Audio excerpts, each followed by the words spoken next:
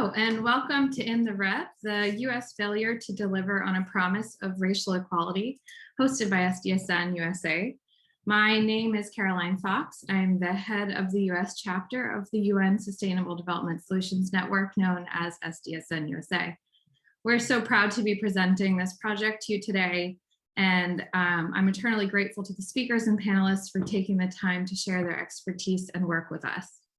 Before we begin, I'd like to acknowledge that while we're still currently in work from home mode, SDSN USA is hosted by the SDSN Secretariat, which is on the land of the Wappinger and Munsee Lenape Nations.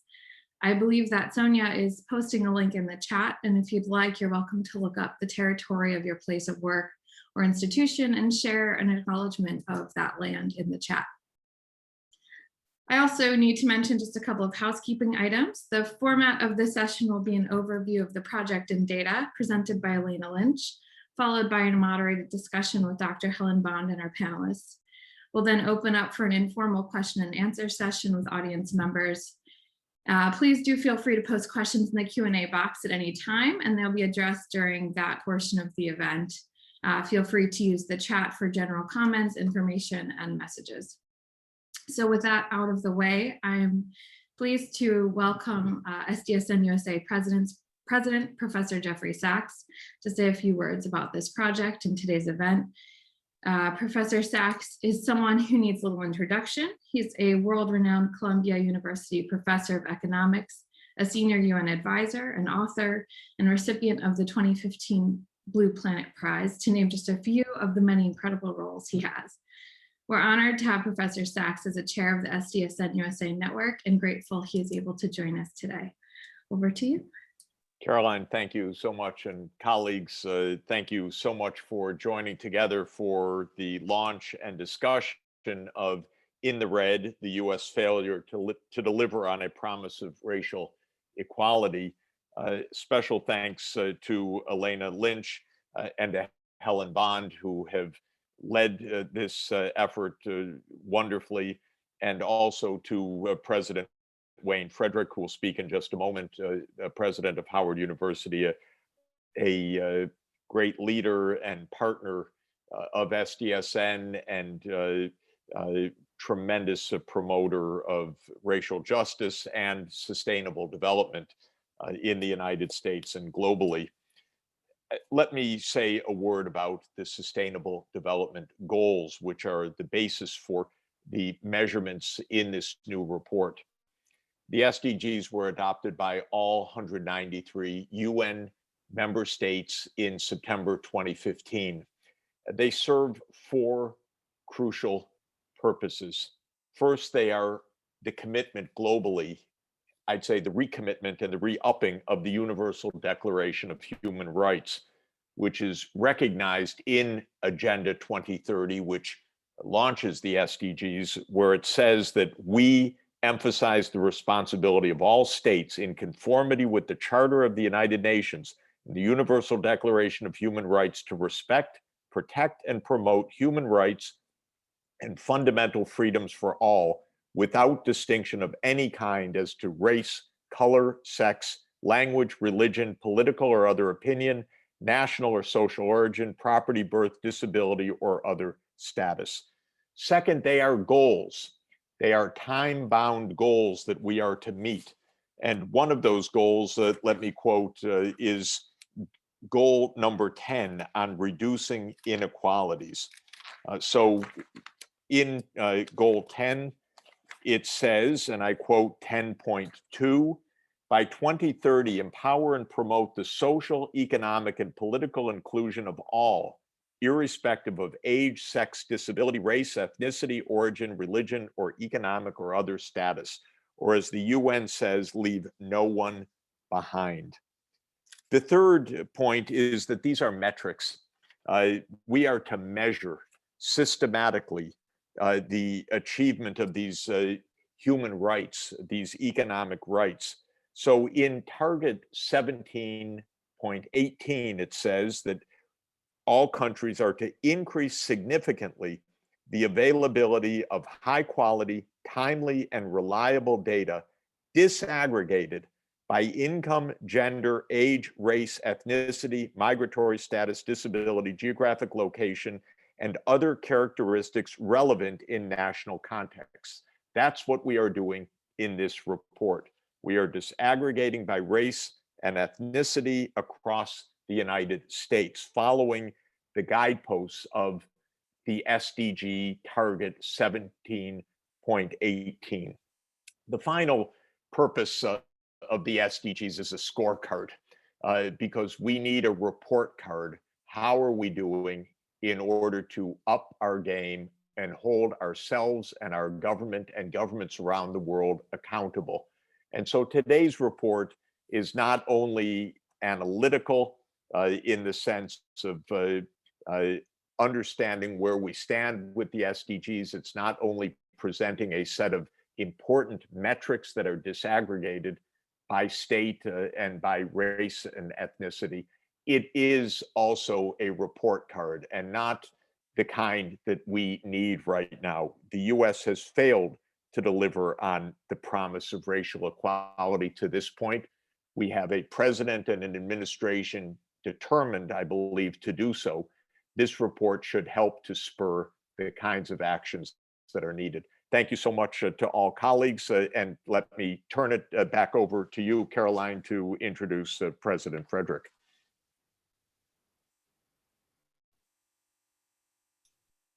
Thank you, Jeff. I don't actually see President Frederick on the line, so I'll just give a moment and ask if he is on, and I'm just missing you. Are you here? Okay, well, perhaps if he's able to join in a few minutes, we can come back to him for his remarks. And thank you, Jeff, for that overview. And with that, I'd like to hand it over to Elena Lynch. Elena is a senior research manager at the SDSN, where she considers the question, what will it take to achieve the SDGs in the United States? Elena's research interests also include understanding how poverty and inequality become entrenched in social systems, how to prevent harm, and my screen just changed, sorry, harm when designing policy and programs. Prior to SDSN, Elena worked with the Overseas Development Institute, ODI, on the Leave No One Behind agenda. She has a degree in sociology from the University of Chicago and a master's degree in evidence-based social intervention from Oxford. And I've had the pleasure to work with Elena on this project and a number before, and just am so thrilled to be introducing you now to share this work with our attendees. Thank you, Caroline, and sorry for interrupting with my screen share. Please do let me know if President Frederick comes on. I'd be very happy to change the mic over to him. Thank you all for having me. I will be today introducing the report that we are releasing today called In the Red, the US Failure to Deliver on a Promise of Racial Inequality. A little bit of background around SDSN. SDSN was started in 2012 at the behest of the then Secretary General, with the idea of organizing academics, researchers, and thinkers to work together to solve what has now become Sustainable Development Goals.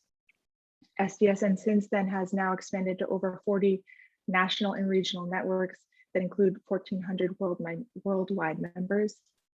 There's also SDG Academy, which creates and curates educational resources on sustainable development with experts from around the world. They've developed more than 30 massive online open courses that have reached more than 270,000 learners in over 190 countries. Another part of SDSN's work, an essential part of it, is the research work that we do to measure and monitor the SDGs, as well as to research pathways to achieving them. This is an example of many of the reports that have been done so far, measuring SDG performance at the global level. At the regional level, you'll see ones on Africa, the Arab region in Europe, and subnational editions. SDSN USA is hosting us for this project, as well as for this webinar. You heard from Caroline, who is the head of that network. And one of the many pieces of work that they do there is developing long-term pathways and metrics for sustainable development in the US. And I just want to mention two of the consortiums of researchers that are working together, one on zero hunger pathways and another on zero carbon action. Another piece of the work done at SDSN USA is measuring achievement of the SDGs in the US. And in the US, we have done that at the city level, as well as at the state level. I'm using this coordinated methodology that has been developed by the team over at the Global Index team. Professor Sachs has already given an overview of what exactly the SDGs are, so I'll just highlight a point that will be relevant for later in the report, which is that these are extremely broad. There are 17 goals that cover everything from decent work to climate action to ending hunger. They're covered by 169 targets and over 300 indicators that touch on nearly every aspect of American life. So how is the US doing on the SDGs? The Global Index in 2020 ranked us 31st with a score of 76 out of 100. And that score of 76 can be interpreted as about 76% of the way to achieving the SDGs. If we drill down to the US state level, this is from our state report in 2018, you'll see that progress is less exciting or less well done here. There are no states that are green, which would say on track or making good progress towards achieving the SDGs. You can also see quite a bit of regional variation in SDG achievement. This report builds on the work that had been done before. We use the SDG framework to measure how the US is delivering the SDGs differently by race. This builds upon a report that we did earlier in 2020 with Howard University and the National Center for Faith-Based Institutions called Never More Urgent. In this report, we did a review of how the US is leaving Black, Hispanic, and Indigenous people behind, particularly the policies and practices that have been put into place to create the racial disparities that we're going to talk about today. I wanted to give one example of why we think it's important to disaggregate by race. And this is the problem of population averages. So here you'll see the results from our state index, which shows a life expectancy at birth. On the right, you'll see that the average life expectancy in the US was about 78 years. In Minnesota was outperforming the US average with an 80 years of life. However, if we break down that life expectancy by race, we see that the population average was really masking quite a bit of inequality in life expectancy across populations in Minnesota. Indigenous peoples in Minnesota have a life expectancy more than 10 years less than even the state average. And so this is just one of the reasons why we think it's important to look beyond group averages and disaggregate this data. How have we done this? So we combined the methodology developed for the Global Index that we use for our other reports with the principles from the Leave No One Behind agenda. The Leave No One Behind agenda not only encourages, but requires that we disaggregate data. And this is why it says that we will make sure that no one will be left behind, and we will endeavor to reach the furthest behind first. To do that, we must disaggregate data to understand how groups are experiencing outcomes differently across states. How do we calculate the group least served, the group left furthest behind? For each state and indicator, we calculated the group that was least left furthest behind or least served. And we did this because of the wide geographic and cultural diversity in the US, which shows that different groups are being left behind in different ways and in different geographies. This helps show just how far states will have to travel in order to deliver the SDGs and how far they are from actually hitting that achievement mark. We use 3 types of indicators to do this. The first are just context indicators. These are indicators where we do not have racially disaggregated data, although we wish we would. I'll talk a little bit more about that later. But they do provide important context around the conditions in which people live. And an example of this would be clean water. Second, we included level indicators, and this measures how close a group is to meeting a specific indicator or goal. So this might be the % of people in poverty in a state.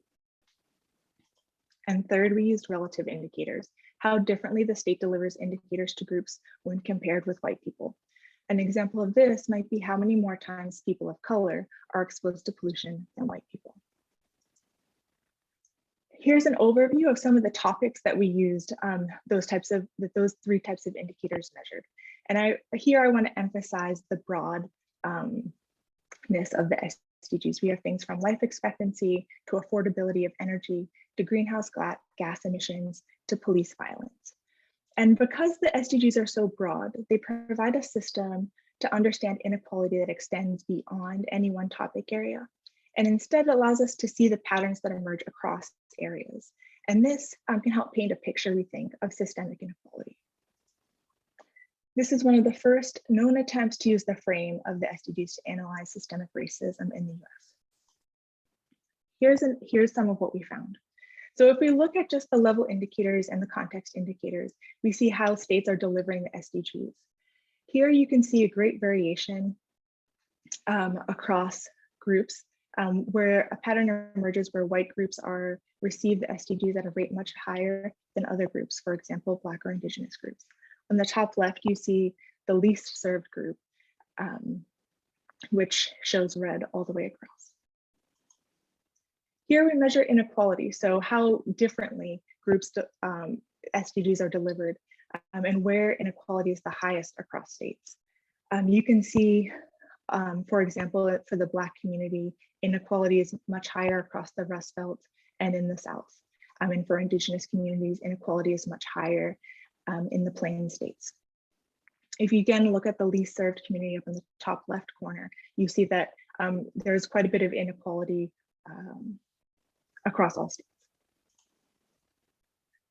When we combine these results, we can find the group least served by race and state overall. Nearly half of the least served group are Black communities at 42%. Second is Indigenous communities at 20%. I should flag here that not all indicators had data available for all races, and I'll talk about that a little bit later. Overall,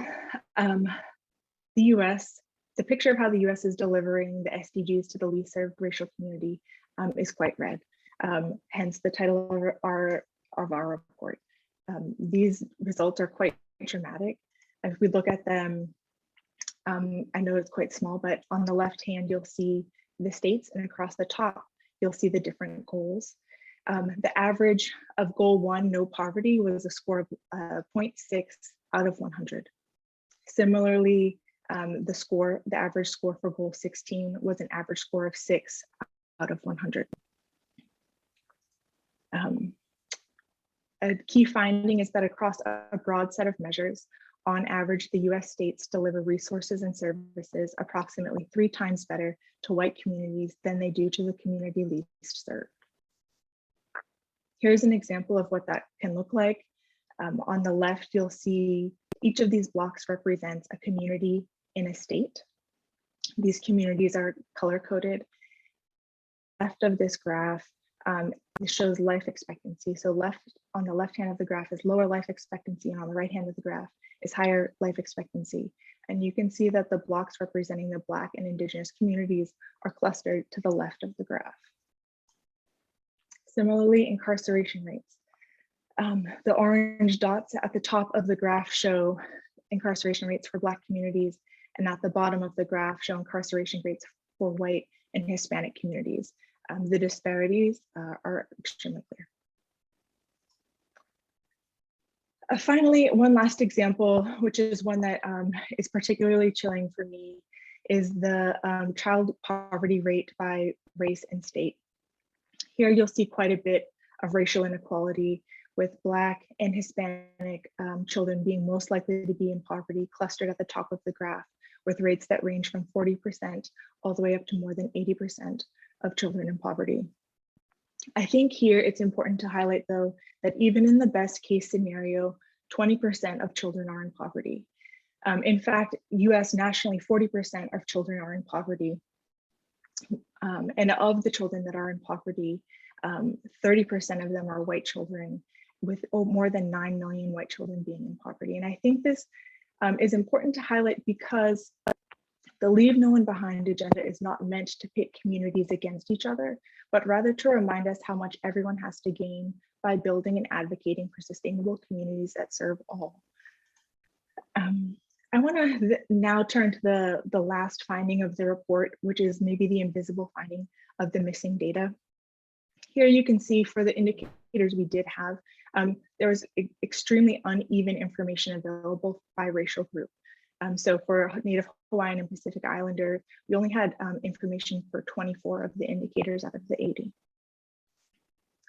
Here are some of the selected missing topics, and I just want to highlight how central some of these topics are to understanding human flourishing and the SDGs overall. One example might be food insecurity, maternal mortality, lead in water, and these are all things that we know have racial dimensions in terms of their delivery.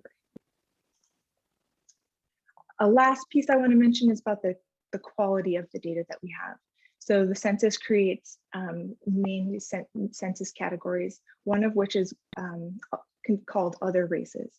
If we look at the percent of people without health insurance in the US by race and state, we see that the group along at the top of the graph is yellow, which indicates those people of other races. This means that this group is invisibilized. We really don't know who these people are because of the way that census collects data. And this should raise questions for us about the cultural appropriateness of these categories, as well as who might be continuing to be left behind as we do this research.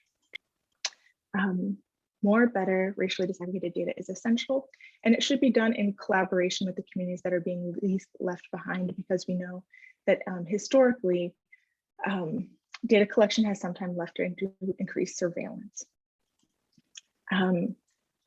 Here are just some other examples. And I just want to say that the overarching finding of widespread racial inequality is supported by all the available data, regardless of the fact that there are some missing areas. Finally, I want to highlight the website and data visualization that we've put together to accompany this project. As my colleague Guillaume says, this project has so many dimensions. It's 50 states and 17 goals. And 7 racial categories. And there's so much more to unpack here than what we're able to talk about in these few minutes. I'd like to invite you to dig in on the website and look at the things that might be relevant to you. I want to highlight 2 points. One is an interactive map where you can look at a specific indicator. And on the left here, you'll see a bar graph showing how it's delivered differently by race and how the state is doing overall in delivering it. And you can also look at results for a specific state. So for example, here is how New York is doing overall. And here is the results for bachelor's degrees, how differently that's distributed by race. Oh, and that is it. Thank you so much for your attention. And it is now my pleasure to introduce Dr. Helen Bond. Dr. Bond is an associate professor at Howard University in Washington, DC, and a Fulbright Nehru Scholar to India, and a liaison to the Center of African Studies at Howard. She also co-chairs the Sustainable Development Solutions Network. With a PhD in human development, Dr. Bond has a strong interest in the intersections of education, human rights, and human development. She served as an expert with the United Nations Development Program and the Ministries of Education in Ethiopia, developing the nation's first teacher licensing system. She was a participant in the Holocaust Institute for Teacher Education with the United States Holocaust Memorial Museum, and was selected as a research fellow at the George Eckert Institute for International Textbook Research in Germany, where she is researching the representation of the US Civil Rights Movement in school textbooks worldwide. Early results of her finding have been published in the Institute's research bulletin. She was appointed by the then Governor Joe Manchin, now a US Senator, to serve a term as the West Virginia Human Rights Commissioner, confirmed by the State Senate. She was inducted in 2020 Alumni Hall of Fame by the Ohio State University Mansfield for her work in education and human development. She is a co-author on this report, and it's my pleasure to introduce Dr. Helen Bond. Thank you, Elena, for that very fine introduction.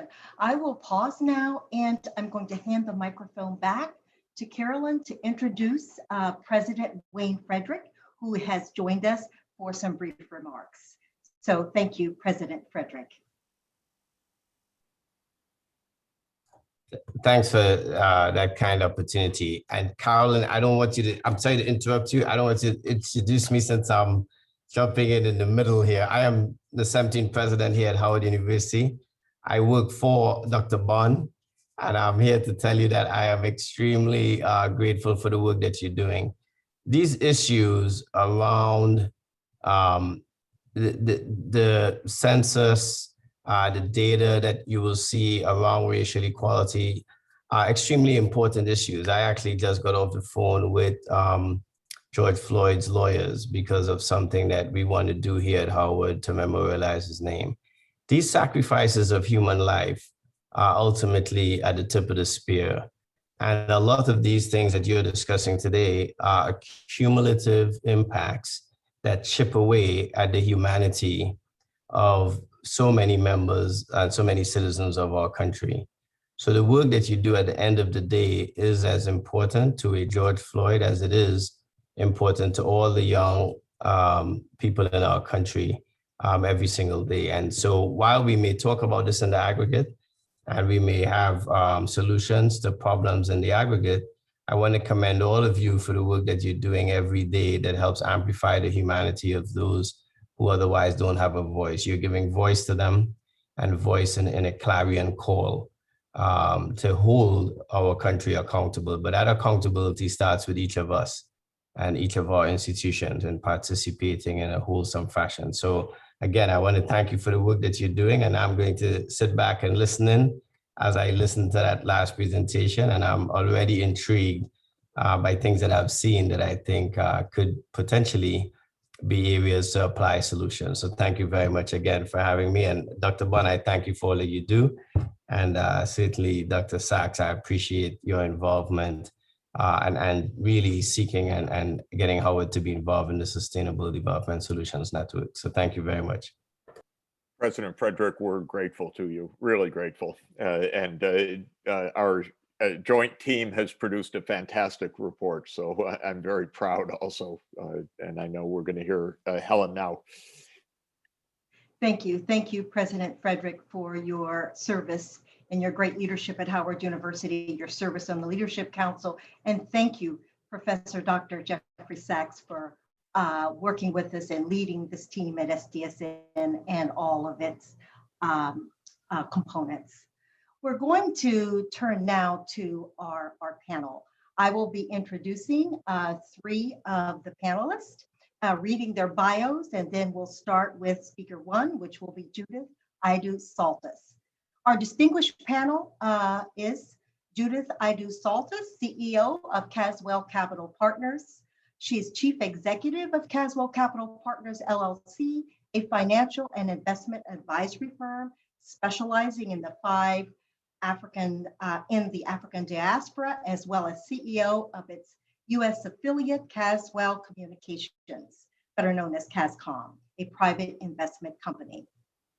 As a licensed member of the New York Law Bar, Judith began her career as an investment banker in 1987 with Goldman Sachs and Company, where she specialized in structured finance. In 1991, she started her own firm to advise institutions like the World Bank and IFC, and more recently, the Global Steering Group for Impact Investing and Aspire Impact India to raise patient investment capital to help African countries achieve their UN Social Development Goals.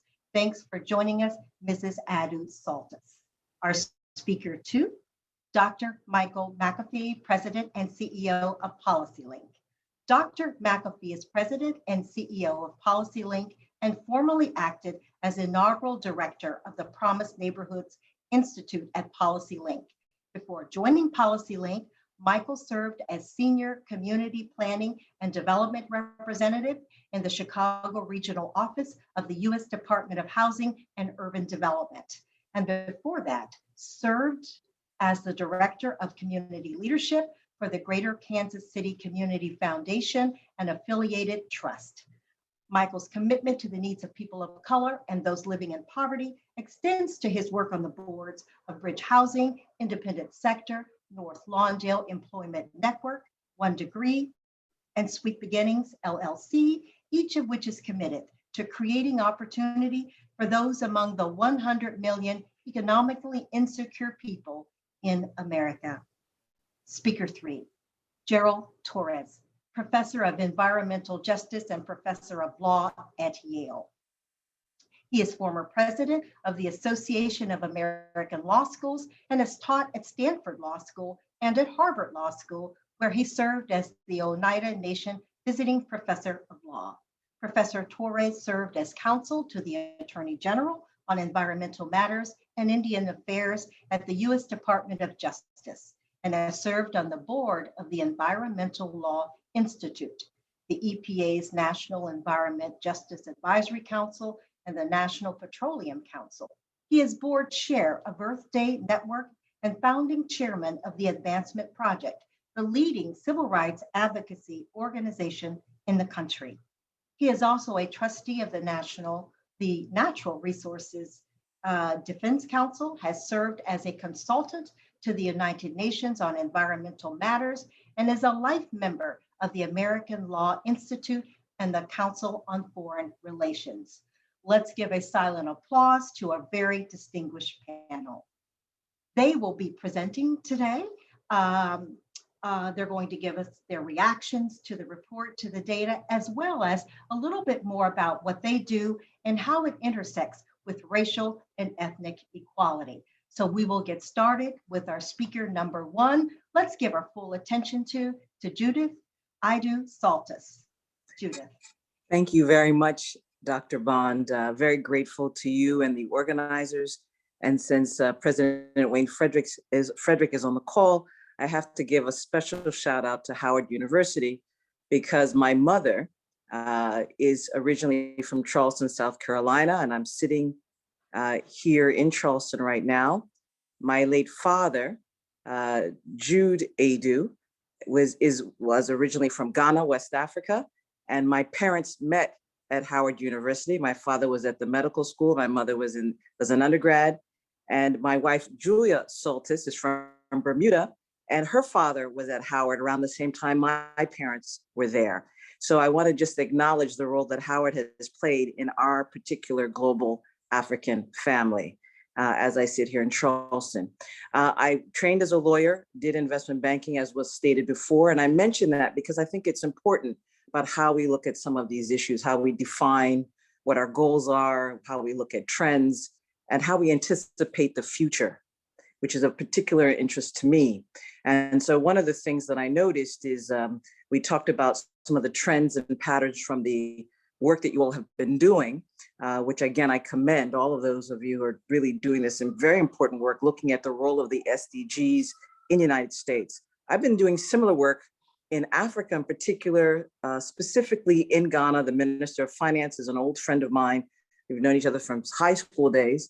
And also just started doing more work in Bermuda. Why is this important? Bermuda, to my knowledge, is the wealthiest Black controlled country in the world. Has roughly 65,000 people on 22 square miles. And I recently got involved with the Housing for Humanity project there. And I realized that this is one country where we could actually solve poverty, given its scale, its proximity to the United States, and the vision of its leaders. Now let's contrast that with Ghana, and then we'll turn our attention to the United States. Ghana, some of you may know, got its independence first, 1957. It has done very, very well. We have a lot of scholars, but we haven't done very well at the quote unquote bottom of the pyramid.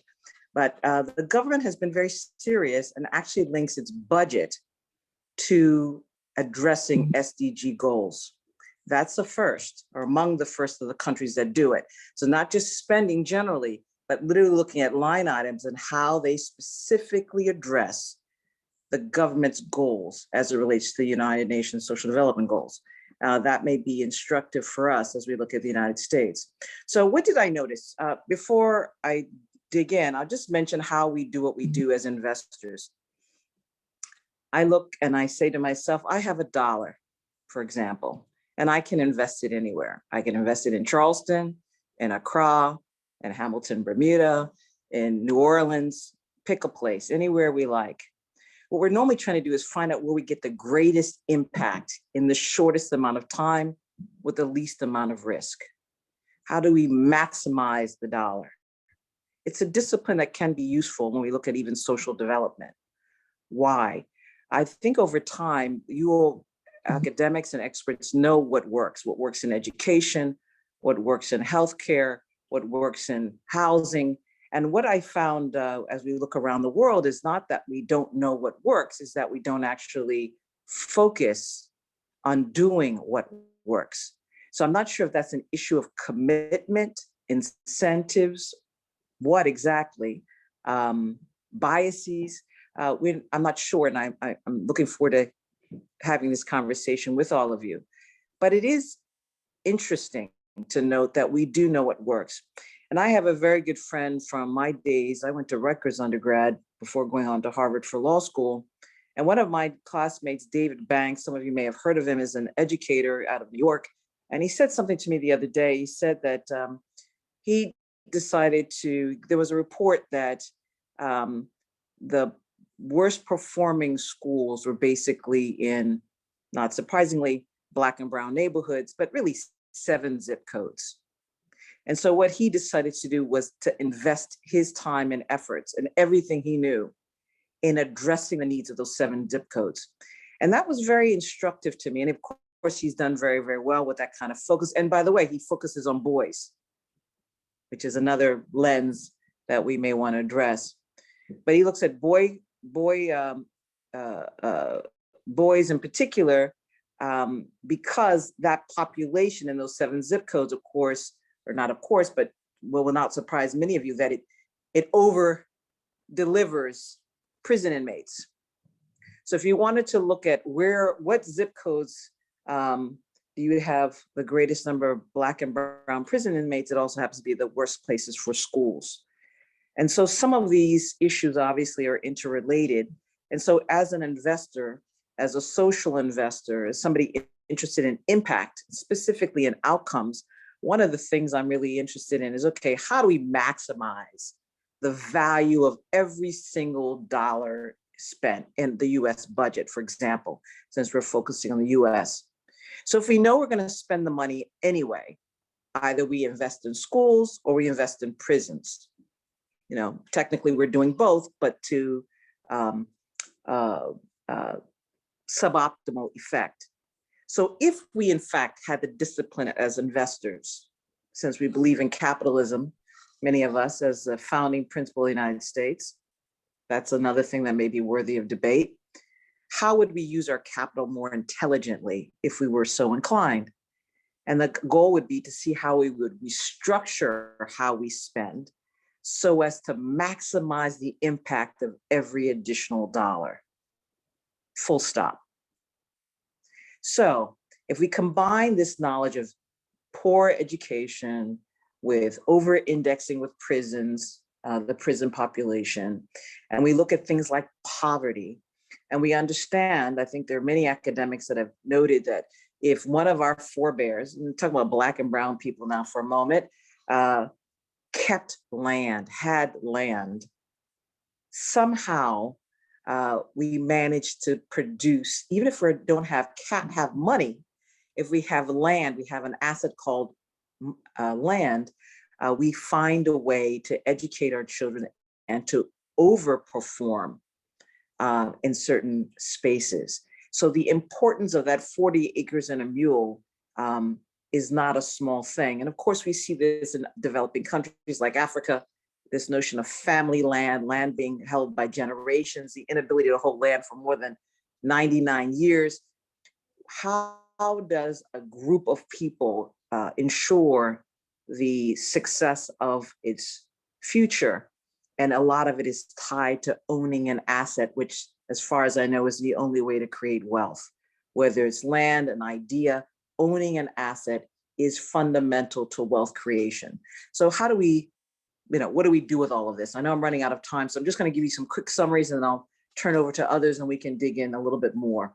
I want to reimagine capital allocation, both at the governmental level and in the private sector. Again, with this discipline, this focus, this discipline on outcomes as opposed to impact. I'm not even sure it's enough to look at race. I'm now increasingly looking at outcome, because in places like Howard, even Harvard, we find that a lot of the kids who are going to school, if you have, you're not going to have enough money to go. If you're super poor, but if you're middle class, you won't have enough money to go. But I believe at Harvard University, there was a study done by Skip Gates and others that even the Black people that are at Harvard, many of them have higher family incomes than the white students. So sitting in Charleston, where we have a very gentrified population, our neighborhoods have increasingly gentrified, how does the average South Carolinian Black South Carolinian, for example, succeed. We have very poor schools, I think third worst off in the nation. How does that person, not the Ghanaian immigrant like my father was, or somebody from the, how does that 10th generation Black South Carolinian get out of poverty? If we don't solve for that specifically, but now this again is bigger than race, but if the indigenous American across all groups doesn't succeed, we obviously will not have a republic. So this notion of reimagining how we allocate money to get the biggest bang per buck, to map using zip codes as well as race, to focus on what works, to collaborate across silos, very, very key. We need government, we need civil society, we need private, we need educators, everybody working together to do more of what works and to commit to delivering outcomes to the least of us in those targeted areas, the poorest places in America, chronically poor for generations, finally delivering on the best of the 40 acres and a mule and every other promise that we've made over the centuries to people who have been excluded from success that we hold dear in this nation. So with that, I say thank you. I look forward to digging in with all of you. Such a rich topic. I'm so grateful for the opportunity to speak to you all today. Thank you, Judith, for that. We certainly look forward to hearing more about this notion of social investment, race not telling the whole story, and being more outcomes focused. And of course, 40 acres and a mule. I'd love to have a discussion with you about reparations, but perhaps that's for another time. Next, we will, let's see, I believe it's Gerald Torres coming up next, and we'll give him the floor. Thank you. No, my apologies. The next person is Dr. Michael McAfee, President and CEO of PolicyLink. Thank you. Thank you, Dr. Bond. It's a pleasure to be here. I believe that the SDG framework is a powerful framework for this nation. And I want to build off some of the things that I heard Judith say, because I believe that she was spot on. She said, we know what to do, that we need to reallocate money, we need to work across sectors, and we need to be focused on outcomes for the least of these. Those are absolutely right. We do know what to do. And if we want to get beyond knowing what to do and still not doing it in this nation, I believe that one of the most important things that we can begin to do is to address this hierarchy of human value that is baked into the DNA of this nation. You can't get to serving the least of them when you hold a hostile posture towards them, when you fundamentally don't love them, you despise them. And I really want you to hold that notion, because the SDGs, the data, isn't going to solve the problem if you can't see the humanity of the people that are embodied in that data. If you can't get beyond participating in this notion of this hierarchy of human value, if you can't see a society that actually has a hostile orientation to folks, and that shouldn't surprise us in a country that was founded on genocide, stolen land, and slave labor. If you set a thing like that in motion and you never trouble the questions significantly about what does it take to move beyond it, you can keep talking about outcomes all day long. But until you want to acknowledge the harm and commit to wanting to really repair it, I believe that this is a useless conversation. This nation has to decide that it wants to resolve. It wants to have a reparative orientation. It's got to make that choice. We have to make that choice. We have to make that choice. Now, here's also a reality. Our institutions weren't designed to deliver the outcomes that you heard Judith describe. Our institutions weren't designed to deliver the outcomes we're asking them to deliver. In fact, our governing institutions weren't made for a multiracial democracy. And so part of the problem that we're having right now is this notion of reimagining. How do we reimagine our legal and regulatory framework, our customs and our institutions, so that they can actually serve the all in the equity definition? See, that's the beauty of this democracy, and that remains the invitation. It's always been an experiment. And now more than ever, if you want to get to the SDGs and outcomes associated with them, you've got to reimagine our laws, our regulations, our customs, and our institutions. Charity will not get you there. And this is really important to get. Charity is absolutely needed. Alleviating immediate human need is absolutely needed. But you need to decouple charity from an outcomes conversation, because charity is not going to get that.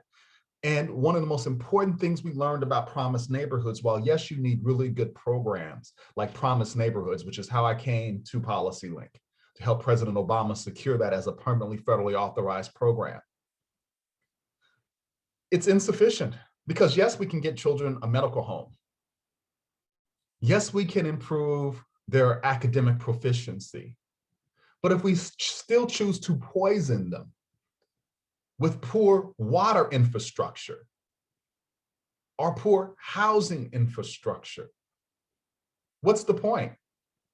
Given all that we know about the epigenetics of stress, given all that we know about toxic stress, given all that we know about brain development, this is my point.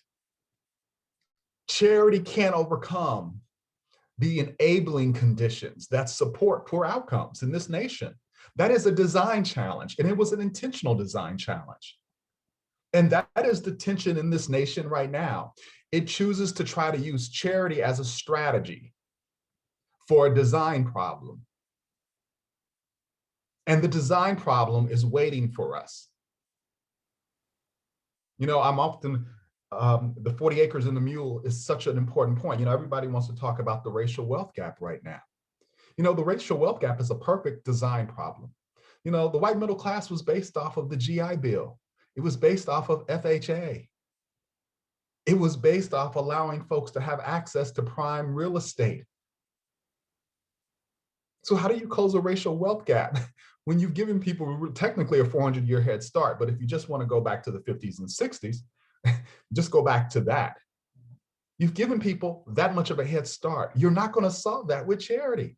That's not an education problem. That's not an education. We'll just help these poor folks understand how to manage their money. That's not the problem. You know, in the 70s in Berkeley, you could buy a home in some of the best parts of Berkeley for about $150,000. Today, those homes are worth $4.5 million. I couldn't buy a home over there back then. My family couldn't. And I'm asking us, as we think about the SDGs, for us to stand up and begin to express this notion that, you know, the nation is at a crossroads. It will never achieve the results it wants until it deals with the design challenge. And, you know, some folks who choose to participate in democracy get that point. And that's why they're trying to make it hard for me and my grandmother and mother to vote. They understand the design challenge. That's why they want us to stand in line for 7 and 8 hours and want to make it a crime to actually even give them food and water.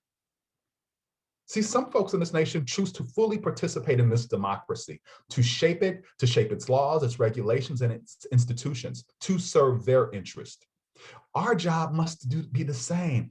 More than 100 million people in this nation, economically insecure. That's 1 in 3. 1 in 3 people economically insecure. Charity will never get us to that scale. But as Judith said, it will take all of our sectors to begin to stand up and say, no, we will not tolerate these types of design challenges that people are advancing that will get in the way of our outcomes, that will make it harder for people to express the most elegant form of participating in a democracy, which is to vote. We have to now say enough of this is enough. We will not tolerate the harm that continues to be done, whether it's economically or through participation in our democracy.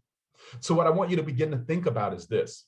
If you set a thing in motion that was violent and hostile from the beginning,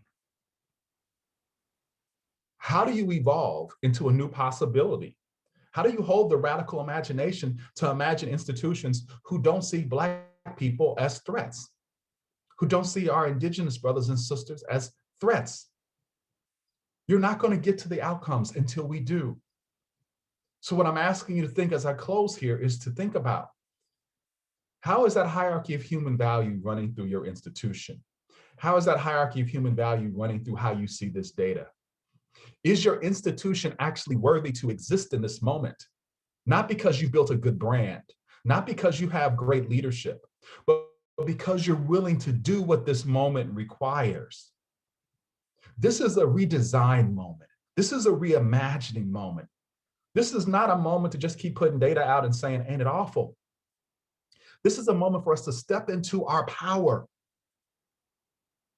and compel our institutions to be what they need to be, which is to be in service of that 100 million plus in this nation who are struggling to make ends meet. If we do that, we'll create a society, we will create a nation where the SDGs will be achieved, a nation where everyone will be able to participate, prosper, and reach their full potential. Thank you. Thank you, Michael. You said so much there that we look forward to hearing more about. This notion of the hierarchy of human values. Where is the humanity in the data that we are presenting? This notion that a country getting started out on crimes against humanity, how do we move forward from there? We'll certainly look forward to hearing more about that. We certainly now welcome our last and very distinguished speaker, Gerald Torres. I'll hand you the floor. Thank you. Thank you. One of the challenges that the last speaker always has is recognizing that what hasn't been said, and I'm not sure I can do that, because the first two speakers really did lay out the challenges. One of the ways they didn't express it is to recognize that the design challenges that were described actually represent, significant political challenges, and so the question of whether we have the political will is going to be an ongoing and continuing question. So I'm going to talk about a couple of things. One of the important aspects of using the SDGs as a grounding framework is that they push us in the direction of defining the metrics that outline the challenges, and then give us a way to measure whether we're making progress towards meeting those challenges. So one of the critical things that was said earlier was that we have a republic, but we have a republic that was designed and constructed on a reality that is radically different from the reality, the multiracial, multicultural reality that defines American social life today. And so the challenge will be to reform the institutions so that they are capable of speaking directly to those to that changed reality. So I've spent a lot of my career working on questions of environment and questions of environmental justice. One of the ways I've approached the problem is really pretty simple. Is I go and I talk to the people who actually constitute what we call environmental justice communities. And one of the things you discover is that their description of the challenges they are facing are often broader than what conventional environmentalists would define as environmental problems. They go directly to the things the first two panelists spoke about, which is the institutional failures that have a direct impact on the material quality of life. And that includes, of course, the psychological impacts, but also things that, when they are remedied, are not going to just benefit those environmental justice communities, but in fact will benefit the broader communities as well. Let me give you a couple of examples. So one of the issues when you go and talk to people in the community is the problem of transit. So how do I get to the places I need to go if I don't have ready access to a car? How do I participate in the process that helps design public transit to get me where I need to go? In one community we looked at, there was no way you could take a bus, for example, to hospitals. So if you're a poor person who needs medical care and you don't have a car, how do you get to a hospital? So what some of the communities I talked to say that an environmental issue is lack of access to medical care in our communities. Most environmentalists would not think of that as an environmental problem as such, but it absolutely is when you think about it in terms of the public health consequences, which at root environmental regulations are designed to address. Or take another example. What I want to have, you'll hear, is a safe way for my kids to get to school. Put aside the quality of the education that they'll receive once they get to school. What these parents are worried about is whether their kid can get to school safely. So the environmentalists that I talk to wouldn't consider that, for instance, an environmental issue, but of course it is.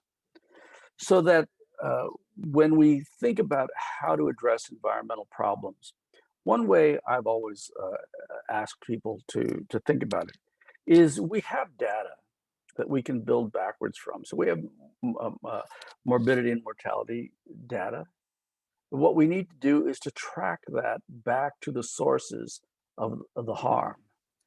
And these are, of course, are going to yield complex results. But what the SDGs give us is a way to disaggregate the complexity of the results in order to then break it down into specific issues that we can address and lead us to contemplate the institutional disabilities that prevent us from addressing these problems. So when you talk to environmental justice communities, you often hear justice defined in two basic buckets. One is distributive justice, so the unfair distribution of environmental burdens, right, and the health consequences that flow from that. You also hear questions about procedural justice, that is access to the decision-making structures. Those, of course, are not simple concepts, right? They're complex. So what you have to take is those two basic categories, disaggregate them, and then work on each piece of each part in order to try to craft remedies that the people themselves complain about, can appreciate. So that when you think about meeting the challenges, and I thought the report that we began this session with is just excellent, because what it does do is it lays out, I would say in the red, lays out in black and white what the challenges are. And one of the interesting things that came out of that report is that one of the dividing lines for political responses to the challenges that the report outlines is what I'll call the old racial scripts. When in fact, if you look at the data, the data indicates that when African-American communities or Latino communities or indigenous communities are experiencing harm, they will experience it in a specific way. But they won't be the only peoples who are experiencing that harm. And the importance of building allies across communities is going to be critical, but it's only going to be able to be done if we understand that the data that the report detailed, in fact, presents political opportunity and ways to think creatively about the problems that we're facing. And if it challenges us to break out of the ways we have conventionally thought about addressing these problems, and to build solutions like, and here my other panelists were very clear about this, for instance, addressing a compounded problem, which is what the wealth differential represents, and figuring out a way to address techniques to make up for the wealth disparities that is a result of income disparities congealed over time, if you can think about it that way. Bottom line is, we have a new reality that we are confronting. The new reality has to speak to all Americans. And that presents the design challenges that were discussed earlier. The question is, can we take this data and face up to those challenges? And I hope we can dig into those issues in the next few minutes. Thank you. Thank you, Gerald, for that. You left us with so many important and guiding questions to move forward. I was really intrigued, and I think an important part of this, the notion of building allies, wealth disparities, wealth creation, and really important, this notion of achieving environmental outcomes has broader impacts. I'm going to leave it there for now. Just a couple housekeeping things I forgot to say earlier. Please put your questions in the Q&A, and we have many questions. So I have some questions for you, but I do think we should give a little bit of time to our audience. So we are now transitioning into our Q&A and our panel interaction. So I'd like to leave you with, now let's get into some good trouble, as our John Lewis legacy has left us with. We're going to maybe get off the script even a little bit. So let's entertain a few questions from the audience. We have one from an anonymous attendee. To what extent is the Biden administration engaging with SDG implication in the US? There's more to that question, but I'll toss it out, and whoever would like to take it on, please feel free. Let me just make one quick observation, then I'll yield to the other panelists. One of the great things that the Biden administration has at least set the table for, right, is the idea that achieving environmental justice isn't just an environmental issue, but it's got to take a whole government approach, so that every single department in government has got to centralize the issue of justice.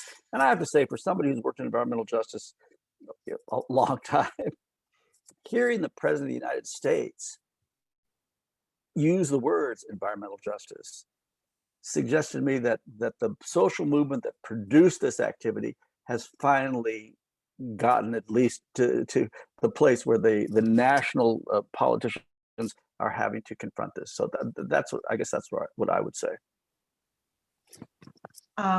We have a related question.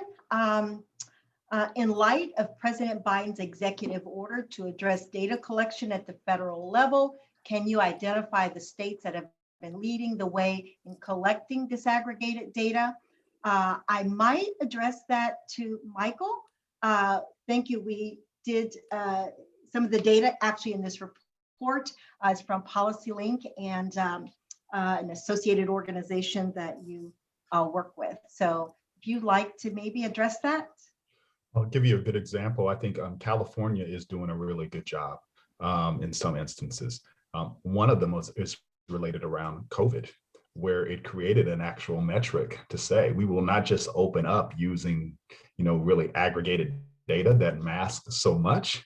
We're going to have a racial equity indicator that's going to allow us to see what's actually really going on. And you can't open until we start seeing in some of these poor neighborhoods the trend line going in the right direction.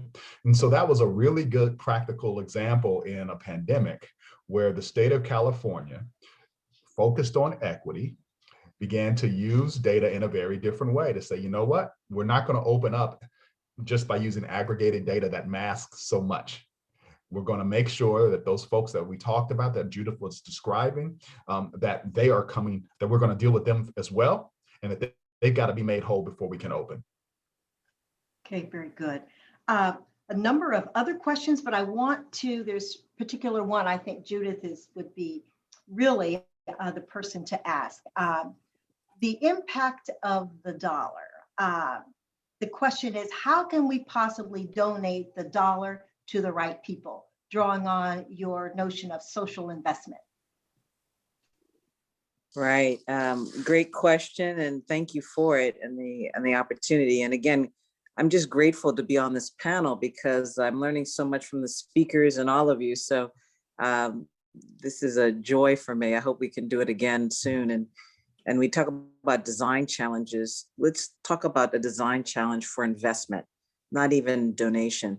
When I first went to Wall Street, let me back up a second. As a businesswoman, I became a businesswoman when I was about 12 years old. My late father decided to go back to Ghana after having a surgery practice in Virginia. And we got to Ghana in the 1970s, and everybody assured us Ghana was booming. And of course, within 2 or 3 years of us being there was a revolution. And I was on the street with my mother during the revolution. This young woman from South Carolina is in Africa during a revolution, and I'm with her. And she was a baker. She used to make bread, and people loved her bread. And my mother would make more money by 10 o'clock in the morning than my father, who was a surgeon. And I would count the money. That's how I learned about business. And the people who would come and buy the bread from her didn't speak English, meaning they didn't go to school, but they had babies on their back, and they would move more money by 10. It started telling me a lot about money and investment. So one of the things that Africa taught me is there is a role for charity and donations and philanthropy.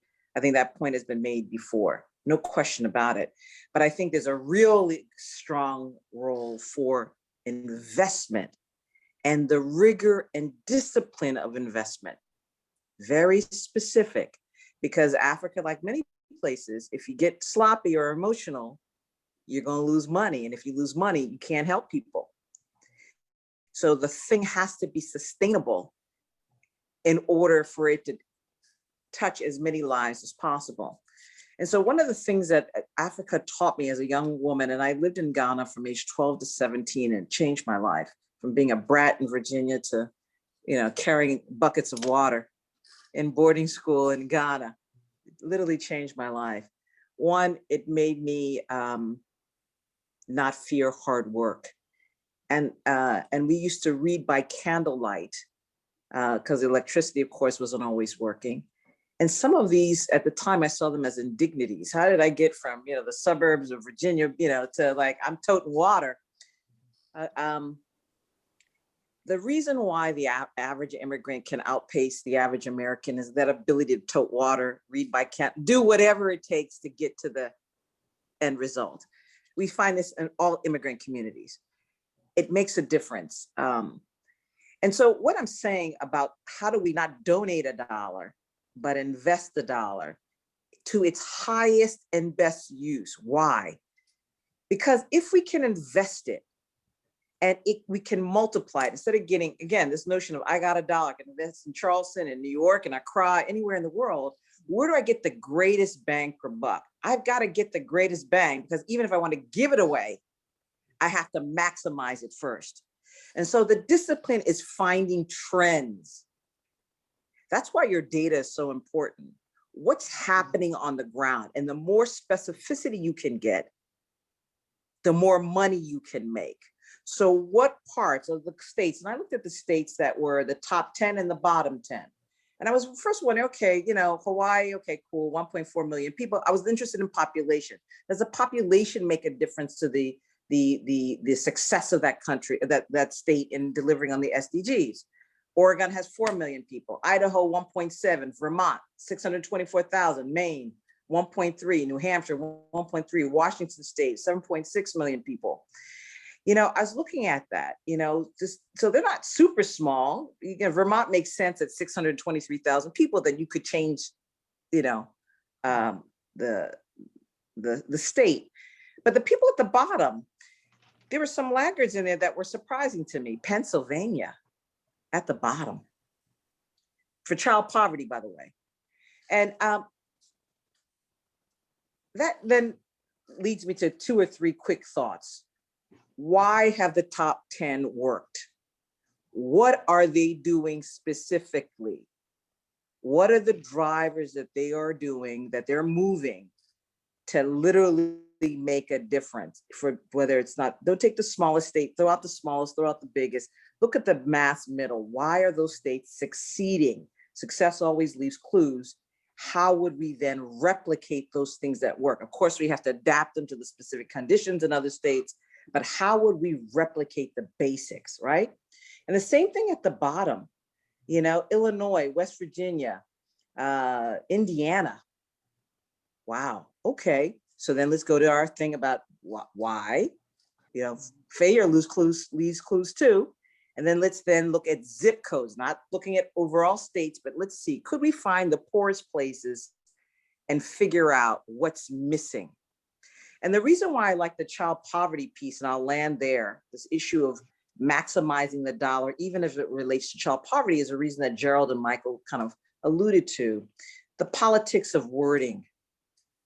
You know, people may have an issue with, you know, 40 acres and a mule, right? They'll lose their minds over it. So we might not get anywhere. No problem. Why don't we look at child poverty? I don't know an American who's in favor of children growing up poor of any color.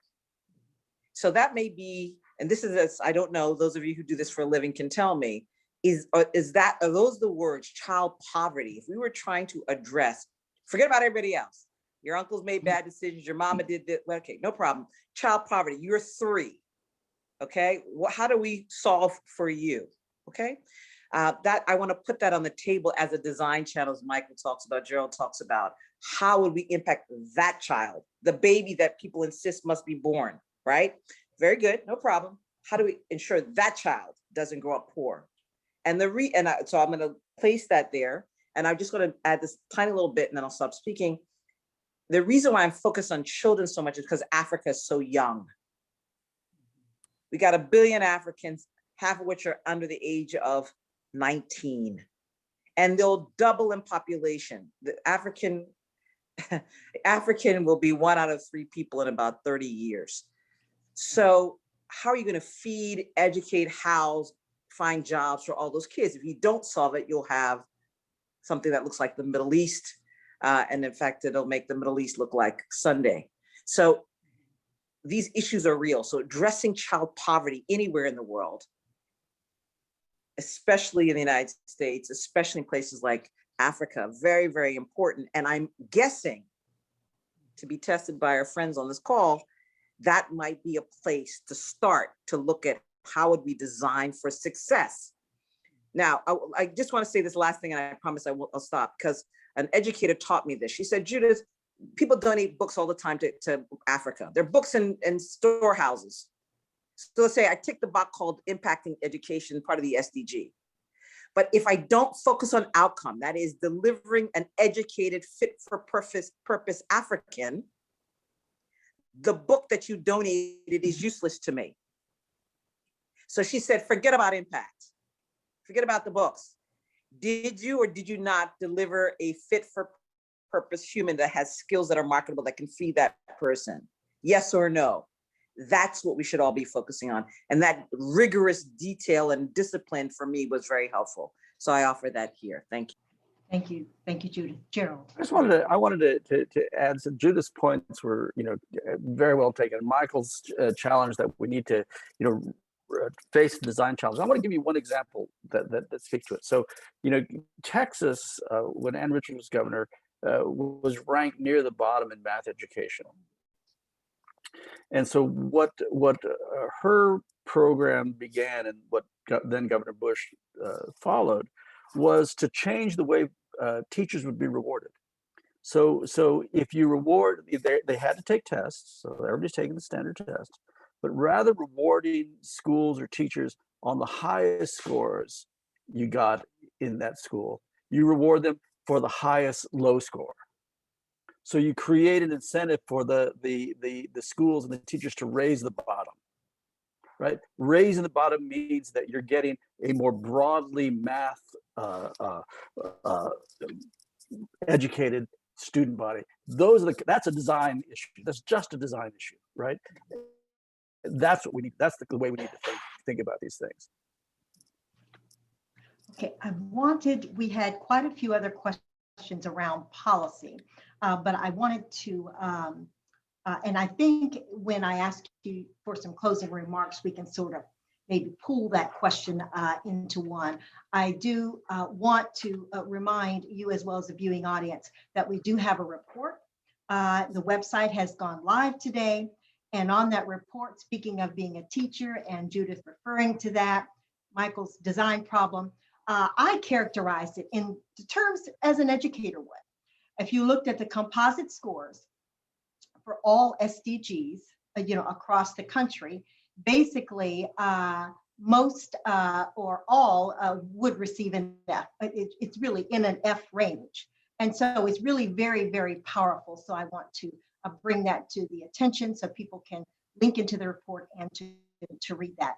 Before we go into our asking you for just a 1 minute final remarks here, I want to go back and a couple questions. One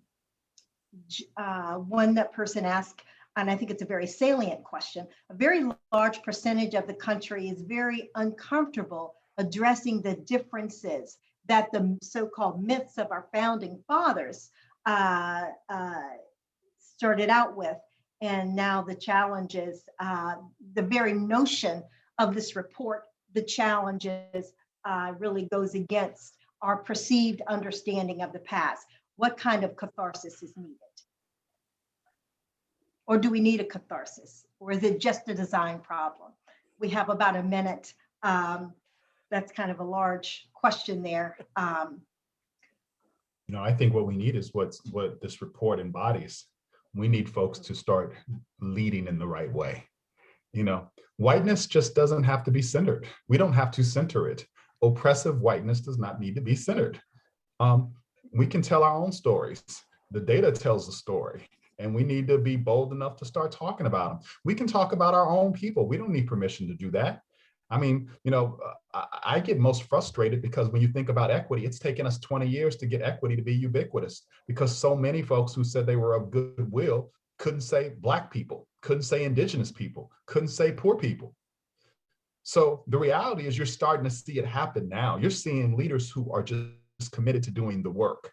And they're not being distracted by trying to, quite frankly, appease people who fundamentally have no interest in being appeased. You engaging them is work avoidance. And so that is the reality. Our job is to own our people, own the entire nation, and lead that way. And let other folks have their own agenda. Fully participate in this democracy does not require permission. Thank you, Michael. It is nearing our time for a 1 minute wrap up. And since we didn't get to ask any of our more targeted questions to you, I think I'll use that for the wrap up instead of a general question. But I do want to, in reference and respect to the audience, we did have a lot of questions around policy. How can we make change? What sort of policies do we need to do to move forward? We had a couple of questions. Are you going to make this report available to the Biden administration, to policymakers? And yes, yes, yes to all those questions. I am going to, as we do a very quick wrap up, I'll ask each of you, since, well, they're all different questions. I think I will ask you to address the policy question, since we did have quite a few submitted questions around that. So if each of you panelists would just take a minute or so to think about the SDGs as a framework and the direction, providing the metrics and setting the path forward for policy. You know, how do we move forward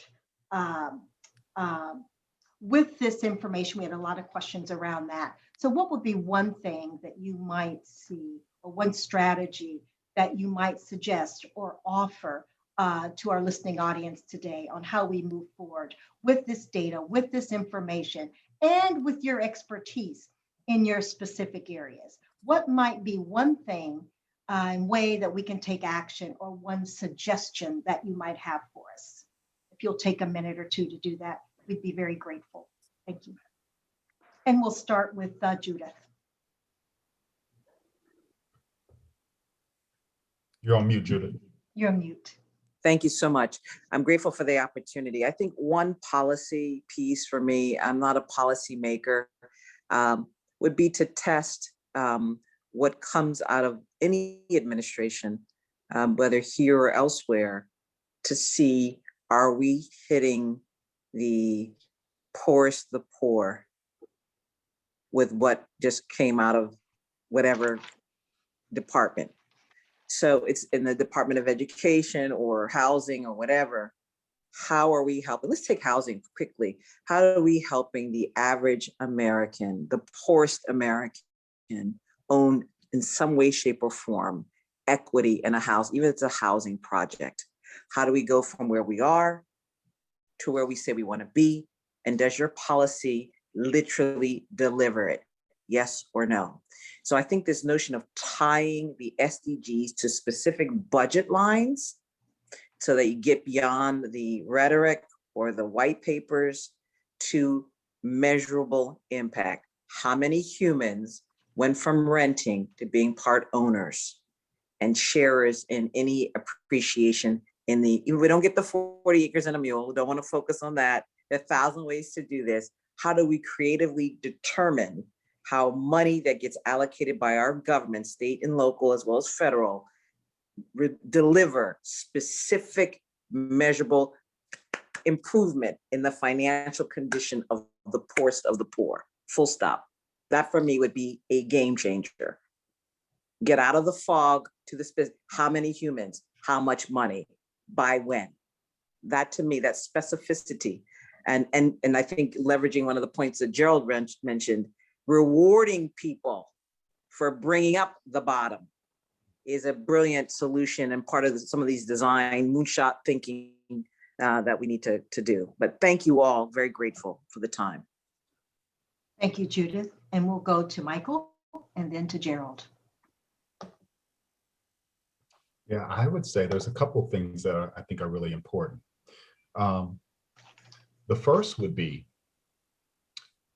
for us to use the SDGs as a way to transform our government by showing how our laws and our regulations are undercutting the outcomes that we want. See, we've never looked at our nation and said, where are you getting in the way of our investment? You know, so if we could begin, and you have an opportunity now. With the Racial Equity Executive Order, we're actually working with McKinsey now to design the assessment tools that will be used by all department and agencies to see where they're at on this racial equity agenda.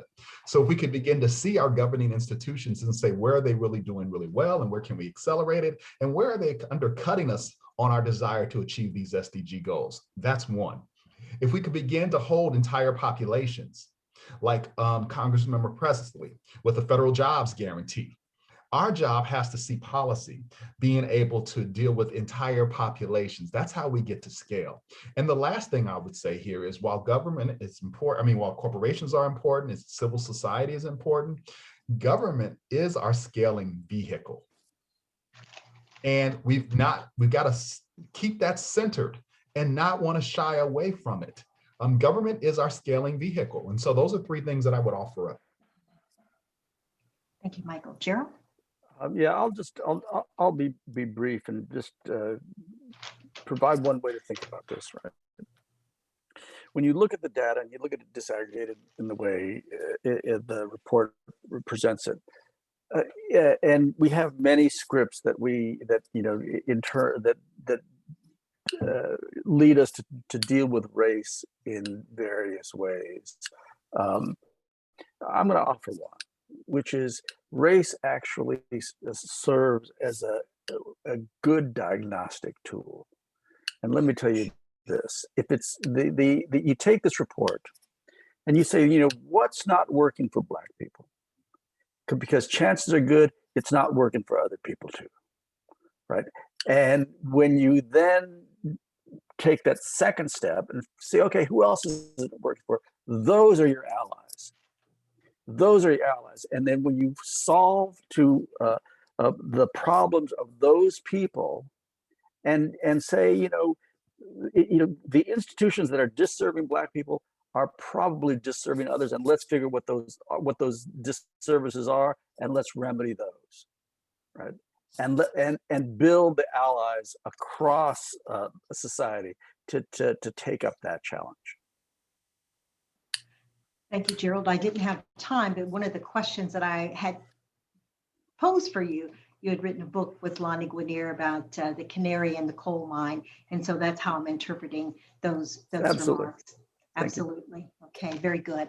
I'd like to say thank you again to our distinguished panel, to our wonderful listening audience. Please stay with us. We're going to have some closing remarks from Professor Jeffrey Sachs, as well as myself. And so I'd like to give him the floor. Dr. Sachs. Helen, thank you very much. Thanks to the panel for a fantastic discussion. And I think one that really confirms the value of this kind of data-driven analysis and all that it suggests in terms of policy. I hope we can raise our voice to encourage the Biden administration not only to do the very good things that the president wants to do undoubtedly, but actually to adopt the Sustainable Development Goals as a framework for our country. I am traveling. I used to travel all over the world. Now I Zoom all over the world with governments that are using the SDGs in their actual daily practice. It's not so outlandish. It's not so, we had a really weird government in recent years, so we couldn't have expected anything of that administration. But of this administration, we could really expect, yes, actual sustainable development goals, actual time-bound objectives for 2030, actually ensuring that every part of American society is a beneficiary, and ensuring that the programs that are put in place are addressed to social justice and social equity. So I find the SDGs to be really a useful tool. I think the discussion we just had amplifies this in so many crucial ways. So I count on us continuing to intensify the discussion, but let's get in with our friends in this administration and say, let's put down some markers, 2030 goals, 2030 objectives, actually having the government look at the same data that we're looking at and draw the conclusions that we've got to move forward. We've got to move forward rapidly, and we have to move forward with justice. I think that that's the conclusion that I take from the discussion, and was so happy with the panel. What a great discussion. What a wonderful discussion. Thank you, Jeff, for those remarks. We have 1 minute left. My apologies to the listening audiences if your questions were not answered. Perhaps we can save the chat and maybe address one-on-one. I'd just like to say, in the little bit of time I have left, we are developing a working group on diversity, equity, and justice for sustainable development. And so we invite you to go to the website of In the Red, look at the data. We have written a report. It's provocative.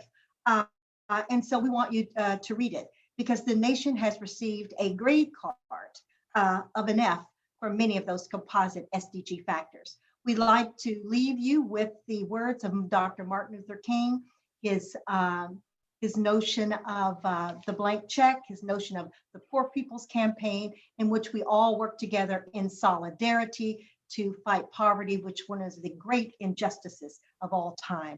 I believe our time is up. I'd like to say thank you and wish you well.